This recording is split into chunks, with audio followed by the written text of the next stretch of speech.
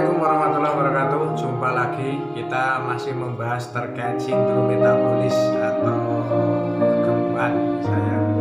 Ini kriteria sindrom metabolis ya, ini yang kriterianya ini kalau obesitas abnormal, ini kalau wanita ini lingkar perut,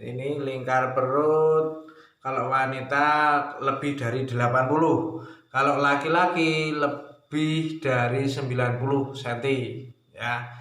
Satu ini yang sudah kategori sindrom metabolis ya. Ingat, kalau wanita lingkar perutnya lebih dari 80, kalau laki-laki lebih dari 90. Intoleransi glukosa, biasanya kalau dicek kadar gulanya ini lebih dari 126 ya.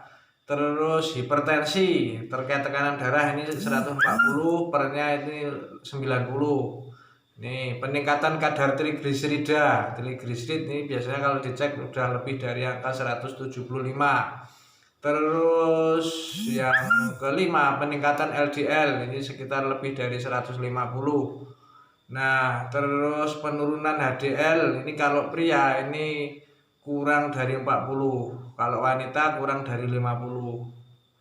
Ini kriterianya. Terus penyebab sindrom metabolis sendiri apa?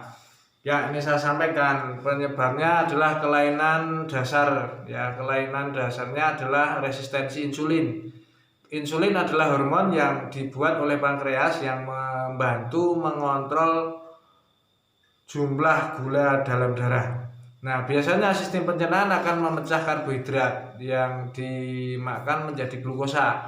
Terus darah membawa glukosa ke jaringan tubuh dengan dibantu insulin. Pada orang yang resistensi insulin, sel-selnya tidak merespon insulin secara normal, sehingga glukosa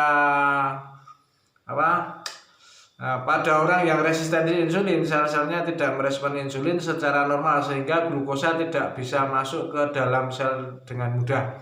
Akibatnya kadar glukosa dalam darah ini mulai meningkat, sehingga terjadi diabetes atau mungkin sudah pra-diabetes dulu ya. Bahkan jika tingkat glukosanya ini cukup tinggi, ini berbahaya. Tidak hanya pra-diabetes, tapi memang sudah ini kategori diabetes ya. Nah, peningkatan resistensi insulin ini menaikkan tingkat trigliserida juga. Ya, ini diingat ya. Peningkatan resistensi insulin ini bisa menaikkan tingkat trigliserida atau lemak darah, dan kadar lemak darah tersebut juga kalau berlebih ini sangat berbahaya karena bisa menimbulkan penyakit-penyakit seperti stroke, jantung, dan sebagainya. Hal ini juga dapat mengganggu kinerja organ ginjal sehingga memicu komplikasi. Kalau misalnya mengganggu kerja organ ginjal, bisa juga menjadi gagal ginjal dan sebagainya, menyebabkan tekanan darah tinggi, efek gabungan dari resistensi insulin tersebut. Nah, ini dalam catatan saya, ini ada faktor resiko. Faktor resiko terkait siapa-siapa saja yang bisa terkena sindrom metabolis ya.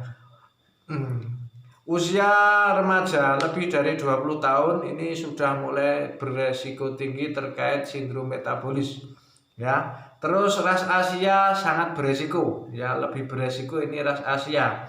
Perut buncit juga beresiko, dan riwayat keturunan diabetes ya, perlu diingat, riwayat keturunan diabetes ini juga bisa beresiko.